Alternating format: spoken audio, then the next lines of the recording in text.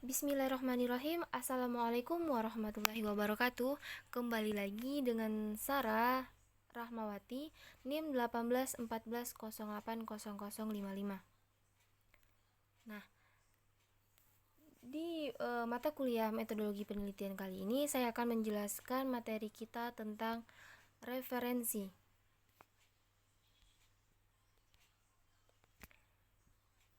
Yang pertama, pengertian referensi atau daftar pustaka. Daftar pustaka yaitu daftar yang berisi tentang semua buku atau tulisan ilmiah yang menjadi rujukan dalam melakukan penelitian. Nah, maksudnya jika teman-teman ingin menulis karya ilmiah yang bisa berupa artikel, makalah, atau presentasi, teman-teman harus membuat daftar pustaka atau mudahnya lebih kalian itu harus mencantumkan sumber rujukan penelitian teman-teman. Jika membuat tulisan ilmiah tapi sumber rujukannya atau daftar pustakanya salah atau bahkan tidak ada, maka tulisan ilmiah tersebut dikatakan tidak dapat dipercaya alias hoax. Nah, ada beberapa manfaat. Ada juga pertanyaan kan seperti ini, apa sih pentingnya menuliskan daftar referensi ini dalam sebuah tulisan ilmiah? Nah, pentingnya menulis daftar referensi ini dalam sebuah penulisan itu manfaatnya yang pertama memenuhi etika penulisan. Yang kedua, bentuk ucapan terima kasih penulis kepada penyumbang data penelitian. Yang ketiga, sebagai pendukung ide seorang penulis. Yang keempat, petunjuk untuk melacak kebenaran data yang diambil, dan referensi silang yaitu menunjukkan pada halaman atau bagian data tersebut dituliskan. Nah, daftar pustaka atau bibliografi ini adalah sebuah daftar yang berisi judul, buku-buku artikel, dan bahan-bahan penerbitan lainnya.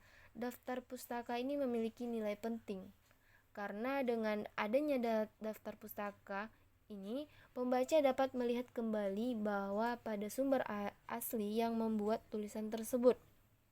Nah, dalam menulis daftar pustaka terdapat hal-hal yang perlu diperhatikan, yaitu daftar pustaka disusun berdasarkan urutan alfabet, berturut-turut dari atas ke bawah, tanpa menggunakan angka Arab atau 1, 2, 3, dan seterusnya. Nah, selanjutnya cara penulisan daftar pustaka. Yang pertama, tulis nama pengarang. Nama pengarang bagian belakang ditulis terlebih dahulu, baru nama depan. Nah, yang kedua, tulislah tahun terbit buku. Setelah tahun terbit diberi tanda titik. Selanjutnya, tulislah judul buku dengan diberi garis bawah atau cetak miring. Setelah judul buku diberi tanda titik lagi. Nah, yang keempat, tulislah kota terbit dan nama penerbitnya. Di antara kedua bagian itu diberi tanda titik 2. Setelah nama penerbit diberi tanda titik. Dan apabila digunakan dua sumber pustaka atau lebih yang sama pengarangnya, maka sumber dirilis dari buku yang lebih dahulu terbit, baru buku yang terbit kemudian. Di antara kedua sumber pustaka itu dibutuhkan tanda garis panjang. Nah, selanjutnya, cara penulisan daftar pustaka dari artikel jurnal. Contohnya tuh yang pertama ini ada namanya, yaitu Solikan Umar. Dia koma berarti dua kata, nama belakang dipindahkan jadi yang kata pertama. Solikan Umar titik 2013 titik tanda petik bahasa Indonesia dalam informasi dan iklan di ruang publik Kota Pangkal Pinang. Nah, ini judul. Selanjutnya dalam Sirok Bastra titik 2 Jurnal Kebahasaan dan Kesusastraan volume 1 dalam kurung halaman titik 123 sampai 129 titik Pangkal Pinang titik 2 Kantor Bahasa Provinsi Bangka Belitung Kementerian Pendidikan dan Kebudayaan. Nah, selanjutnya contoh daftar pustaka dari buku. Data buku itu ada judul yaitu Family Medical Care Volume 4, penulis Dr. John F. Knight, penerbit Indonesia Publishing House, kota penerbit Bandung, sedangkan tahun terbit 2001. Nah, cara penulisannya itu nama dari Dr. John F. Knight ini, karena katanya ada dua, berarti kata yang kedua dijadikan yang pertama. Nah, Knight, John F. Jabatan atau apa itu tidak perlu dokter, tidak perlu ditulis. Nah, Knight, John F. 2001 Family Medical Care volume 4 Bandung 2 Indonesia Publishing House. Nama, tahun terbit, judul, terus penerbit dan kota terbit. Kembali ya. Kota terbit dan nama terbit. Oke. Selanjutnya, bagaimana cara membuat panduan ringkas menggunakan tools referensi pada Word? Untuk membuat footnote pada Word, teman-teman perlu meletakkan kursor pada bagian kata atau kalimat yang membutuhkan footnote. Pada deretan menu di bagian atas, teman-teman harus memilih menu referensi. Menu tersebut terletak di antara menu Page Layout atau My Links. Di dalam menu referensi, maka teman-teman bisa menjumpai submenu footnote yang terdiri dari AB1, insert footnote, insert endnote, next footnote, dan show notes. AB1 insert footnote merupakan fitur utama dalam membuat footnote. Nah, sementara insert endnote ini adalah fitur untuk memasukkan endnote atau catatan akhir di mana referensi catatan akan langsung ditempatkan di bagian paling akhir sebuah dokumen. Next footnote merupakan sebuah fitur yang memudahkan pengguna untuk melihat footnote yang sudah dibuat pada lintas halaman. Nah, langsung saja ini cara-cara membuat footnote pada Word. Yang pertama, letakkan kursor di belakang kata atau kalimat yang ingin ditambahkan footnote atau catatan kaki.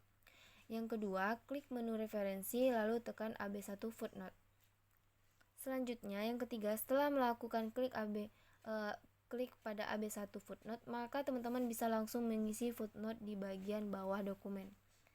Nah, jika ingin lebih ringkas, setelah meletakkan kursor di bagian belakang kata, teman-teman bisa langsung menekan tombol Alt plus Ctrl plus F untuk menambah footnote. Untuk melakukan kustomisasi atau semisal ukuran dan spasi pada footnote, teman-teman bisa melakukan klik kanan pada area footnote, lalu style, lalu modify. Nah, selanjutnya, cara membuat body note di Microsoft Word secara otomatis. Body note digunakan dalam artikel atau karangan buku. Penulisan body note sangatlah mudah karena letaknya yang terintegrasi dengan teks.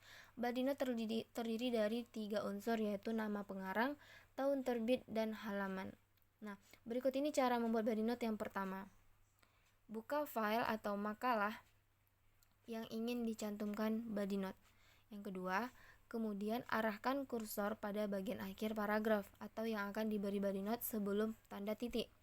Yang ketiga, lalu klik insert citation pada tab referensi dan klik add new source. Yang keempat, kemudian pilih edit dan isi sesuai data yang ingin teman-teman buat. Kemudian klik add, lalu oke. Yang kelima, kemudian kalian harus mengisi title year, city, dan publisher, lalu klik oke. Dan yang terakhir, ulangi langkah 2-5 hingga menambahkan sumber lain pada paragraf lain.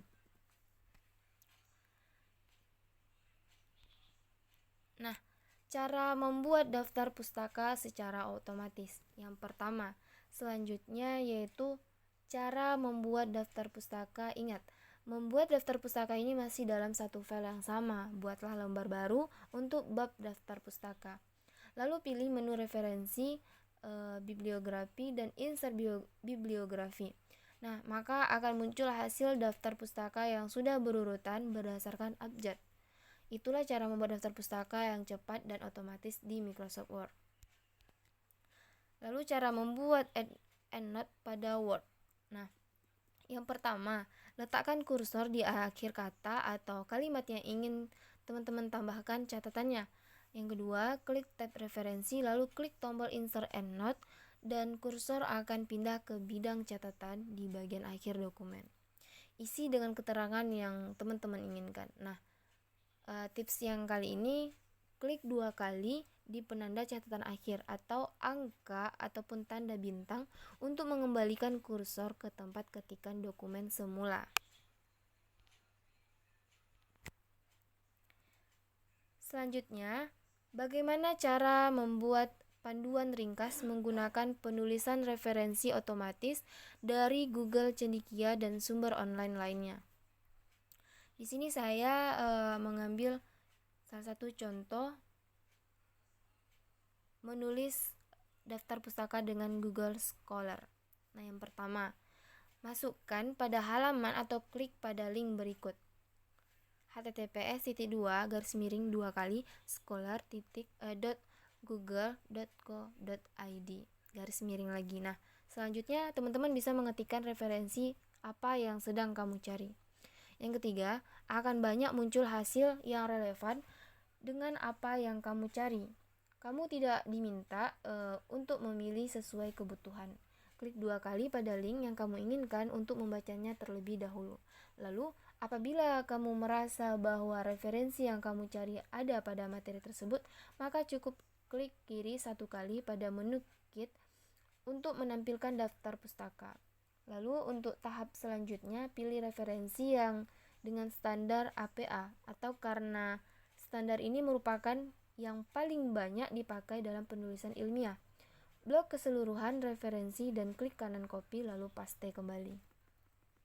Nah, selanjutnya, bagaimana cara membuat panduan ringkas menggunakan penulisan referensi dengan aplikasi Mendeley? Sebelum itu, kita bahas apa keutamaan Mendeley ini. Dalam melakukan teknik menulis, software ini dapat berguna untuk mengelola, membuat situasi, dan saling menukar artikel. Software ini dioperasikan secara online. Penggunaannya pun mudah dan terstandar. Terdapat 2 versi Mendeley yang dapat dipilih oleh penulis, yakni Mendeley Plugin dan Mendeley Desktop. Kedua versi tersebut pada dasarnya tidak berbeda. Untuk lebih tahu tata cara penggunaan versi Mendeley ini, Mendeley versi desktop ini dapat menyimak teman-teman dapat menyimak langkah-langkah yang ada pada ini. Nah, yang pertama, tentu lebih jelasnya kita mengunduh terlebih dahulu software Mendeley. Setelah mengunduh, akan muncul kata dialog untuk memastikan bahwa software siap disimpan. Klik bagian Save File untuk menyimpan hasil unduhan. Nah, berikutnya, lakukan proses instalasi. Caranya klik kotak bertuliskan Run, lalu klik kotak Next atau lebih besar untuk melanjutkan proses instalasi. Untuk menyetujui kelanjutan proses instalasi, klik pada kotak bertuliskan I agree. Dengan melakukan klik pada kotak tersebut, proses instalasi akan berjalan. Selanjutnya, pilih lokasi folder target untuk instalasi. Teman-teman bisa menyimpannya dalam program file di local disk. Nah, setelah usai memilih lokasi folder target, penempatan start menu folder dapat dilakukan. Setelah penempatan dilakukan, kita dapat melakukan klik kontak bertuliskan install untuk menyelesaikan proses instalasi. Selanjutnya, setelah selesai, akhiri proses instalasi dengan klik kotak finish. Nah, setelah proses instalasi selesai, Mendeley sudah siap digunakan. Sebelum menggunakannya, ada beberapa catatan yang perlu diperhatikan. Yang pertama, Mendeley bukan digunakan untuk mengelola file secara umum, tetapi hanya mengelola referensi. Penggunaan disarankan untuk mengelola file terlebih dahulu menurut jenis, tema, atau topik dari referensi yang dikoleksi. File yang akan digunakan perlu dikelola dalam folder-folder. Lalu pengelompokan ini bertujuan untuk mempermudah penggunaan atau pengelolaan library Mendeley. Selain itu, nantinya pengguna juga akan dimudahkan untuk membuat citasi. Nah, yang kedua, pengguna disarankan untuk mengelola file dengan format PDF. File jenis ini mempermudah informasi metadata agar dapat terbaca secara otomatis.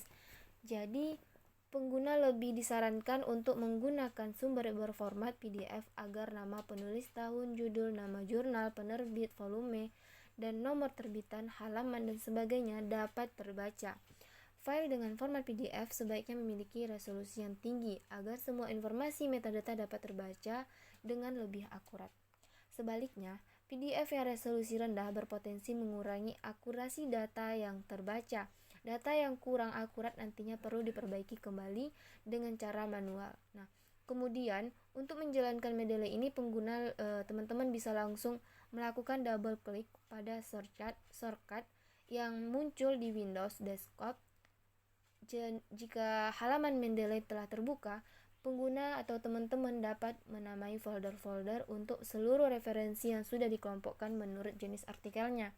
Selanjutnya, seluruh folder akan tersimpan dalam satu library.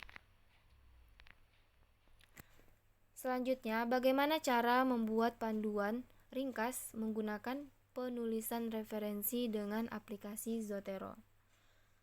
Nah, tutorial membuat daftar pustaka menggunakan aplikasi Zotero ini yang pertama, download dan install aplikasi Zotero. Setelah itu buka aplikasi Zotero, lalu tambahkan sumber referensi dengan cara klik new item, pilih salah satu jenis referensi, misalnya book. Nah, yang kedua, setelah pilih buku, lalu masukkan data sesuai buku referensi, mulai dari judul buku, penulis, tahun terbit, kota terbit, hingga penerbit. Setelah selesai, klik enter. Untuk jurnal artikel yang ada di internet juga dapat langsung diakses dari aplikasi Zotero tanpa harus memasukkan data secara manual. Caranya dengan klik add item by Identifier, lalu masukkan kode ISBN, DOI, PMID, Arfix ID yang terdapat dalam jurnal. Nah, setelah itu pilih file dari dokumen dan buka file yang akan diberikan daftar isi.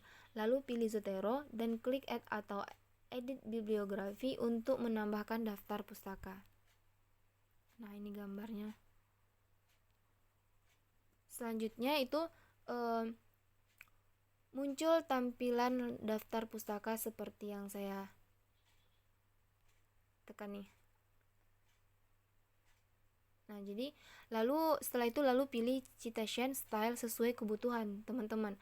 Dapat memilih citation style atau model bentuk daftar pustaka yang telah tersedia. Misalnya pilih Chicago Manual of Style 17 tahun edition atau full note, lalu klik OK. Selanjutnya akan muncul tampilan daftar pustaka seperti yang gambar di atas ini. Yang di bawah maksudnya, maaf. Seperti ini. Secara otomatis. Oke, mungkin sekian yang dapat saya jelaskan. Mungkin ada salah kata dalam penyampaian, saya mohon maaf. Saya sudahi, wabillahi taufiq wal hidayah. Wassalamualaikum warahmatullahi wabarakatuh.